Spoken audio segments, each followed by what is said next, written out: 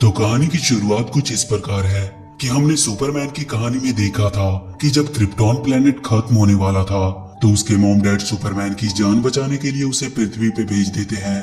पर वहीं हमें दिखाया जाता है कि उसकी हिफाजत करने के लिए उसके पीछे उसकी कजन कैरा को भी भेजा जाता है। उन दोनों का स्पेसशिप एक दूसरे से इंटरलॉक्ड था ताकि वो एक ही जगह धरती पे लैंड कर सके। कैरा की मॉम उसे बताती है कि उसकी जर्नी बहुत लंबी होने वाली है पर इसमें उसे कोई प्रॉब्लम नहीं होगी क्योंकि वो मैक्सिमम टाइम सोती रहेगी। कैरा अपनी मॉम से प्रॉमिस करती है कि वो हर हालत में अपने कजन की हिफाजत करेगी और इसके बाद वो अपने स्पेसशिप में बैठकर वहां से निकल जाती है। पर जब क्रिप्टॉन प्लेनेट डिस्ट्रॉय होता है तो उससे एक बहुत ही स्ट्रॉन्ग शॉक वेव निकलती है जिसकी वजह से कैरा का सिर्फ फैंटम जोन में चला जाता है, यानी कि स्पेस के एक ऐसे जोन में जहां समय गुजरता नहीं था। वो 24 साल तक सोती रही, फिर किसी तरह उसका सिर्फ अर्थ पे लैंड होता है। पर जब वो वहां पहुंचती है तो उसकी उम्र अभी भी 13 साल ही होती है। पर उसका कजन अब एक बेबी से बड़ा होकर दुनिया के लिए सुपरमैन बन चुका था और उसे अब किसी की हिफाजत की जरूरत नहीं थी। सुपरमैन कैरा को लेकर उन्हीं के पास गया जिन्होंने उसे पालकर बड़ा किया था, क्योंकि वो चाहता था कि उसका भी बचपन उसी की तरह बीते और एक दिन वो उसी की तरह अपने पावर को रियलाइज कर सके। कैरा को उस फैमिली में एक बहन भी मिली जिसका नाम एलेक्स था। अब इसके बाद हम कुछ सालों के बाद का सीन देखते हैं। कैरा के पास वो सारी सुपर पावर्स होने के बावजूद वो एक मीडिया कंपनी में काम करती थी ताकि वो एक नॉर्मल इंसानों की जिंदगी जी सके, क्योंकि दुनिया को अब एक और सुपर हीरो की जरूरत नहीं थी। वहीं हम उसके एक फ्रेंड चार्ली को देखते हैं जो कहीं ना कहीं कैरा को पसंद करता था, पर कैरा उसे सिर्फ अपना एक दोस्त मानती आई थी। कैरा के ऑफिस में उसकी बॉस ग्रैंट उसे कुछ एम्प्लॉयज को अपनी कंपनी से निकालने को कहती है क्योंकि वो उतने लोगों को अफोर्ड नहीं कर पा रहे थे। ग्रैंट के इस डिसीजन से कैरा खुश नहीं थी। वो उससे कहती है कि अगर उन्हें अचानक से ऐसे ही निकाल दिया गया तो उनकी फैमिली का क्या होगा। इस पर ग्रैंट उसे बताती है कि मेट्रोपोलिस शहर में एक सुपर हीरो है जो हमेशा से हीरोइक स्टंट करके लोगों को बचाता रहता है, जिसे वो लोग सुपरमैन बुलाते हैं। और उसी की वजह से उनकी राइवलरी कंपनी जैसे कि डेली प्लेनेट, वो हमेशा से ही सुपरमैन को अपने कवर पेज पे रखते हैं और अगर उन्हें अपनी कंपनी को बचाना है तो उन्हें भी कोई उसी की तरह नया सुपर हीरो ढूंढना होगा। इसके बाद कैरा जिमी ओल्सन नाम के एक आदमी से मिलती है जो पहले डेली प्लेनेट में काम करता था पर अब से उसने उसकी कंपनी में ज्वाइन कर लिया था। कैरा जिमी को जानती थी क्योंकि वो सुपरमैन का अच्छा दोस्त था और एक बेहतरीन फोटोग्राफर भी। जिमी उसे अपनी द्वारा खींची गई सुपरमैन की एक तस्वीर गिफ्ट के तौर पे देता है जिसे पाकर कैरा बहुत खुश होती है। अगले सीन में हम कैरा की बहन एलेक्स को देखते हैं जो किसी काम से बाहर जाने वाली होती है, पर कैरा उससे अपने लिए एक ड्रेस चूज करने को कहती है क्योंकि आज वो किसी के साथ डेट पे जाने वाली थी। एलेक्स जल्दी से उसके लिए एक अच्छी सी ड्रेस सेलेक्ट करके निकल जाती है और कुछ देर बाद कैरा एक बार में बैठकर किसी का वेट कर रही होती है कि तभी वो न्यूज में देखती है कि जेनेवा जा रही एक फ्लाइट का इंजन फेल हो चुका है और वो शहर के चारों तरफ घूम रहा है और किसी भी वक्त वो क्रैश कर सकता है। तभी उसे अचानक से याद आता है कि उसकी बहन एलेक्स भी उसी फ्लाइट से जाने वाली थी। वो तुरंत भागकर वहां से बाहर आती है और अपनी सुपरविजन से उस प्लेन के अंदर एलेक्स को देखती है।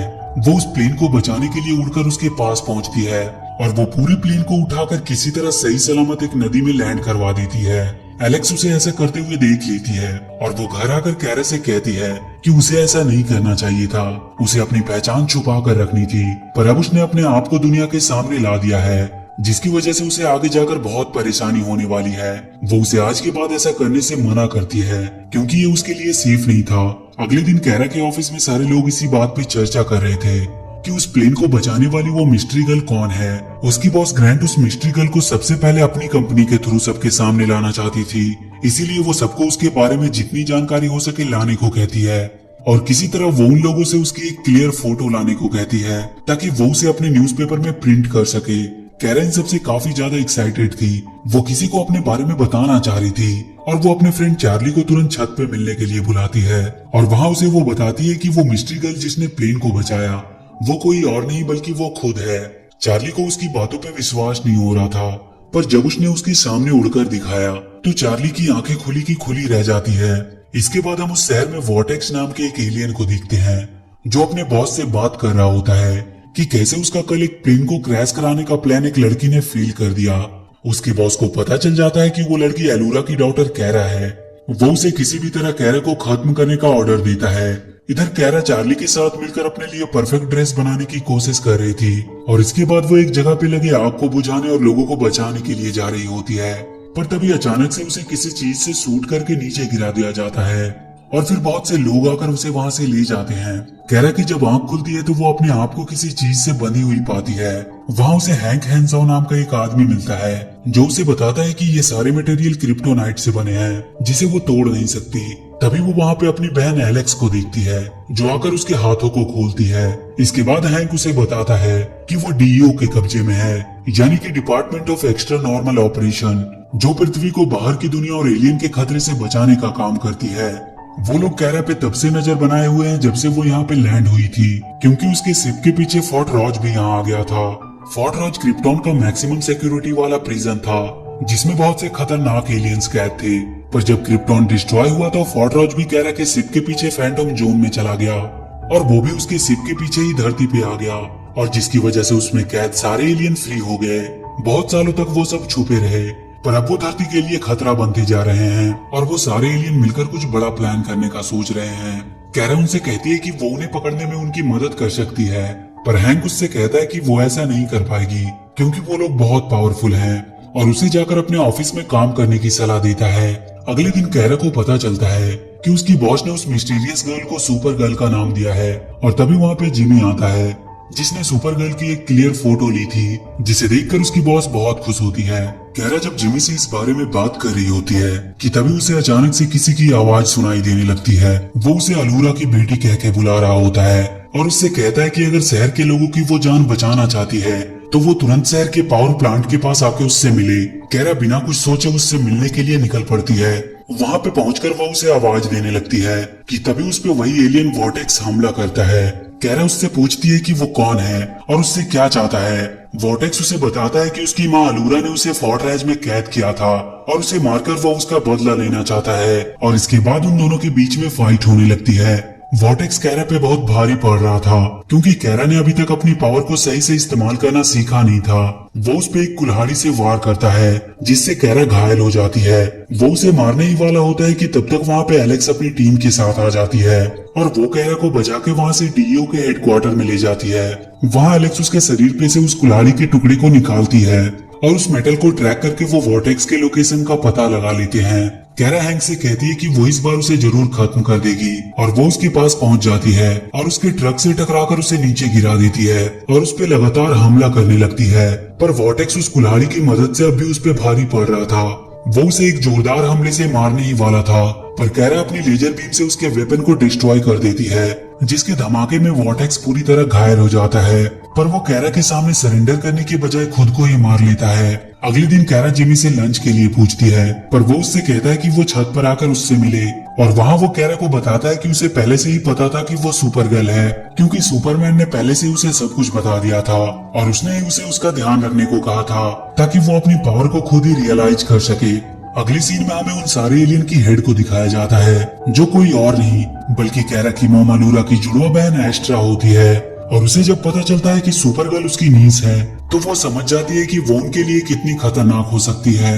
अब कैरा डीईओ के साथ मिलकर ट्रेनिंग करने लगती है ताकि वो अपने दुश्मनों के सामने अपने पावर का सही से इस्तेमाल कर सके, पर अभी तक उन लोगों ने उसे ये क्लियर नहीं किया था कि वो पूरी तरह से तैयार है।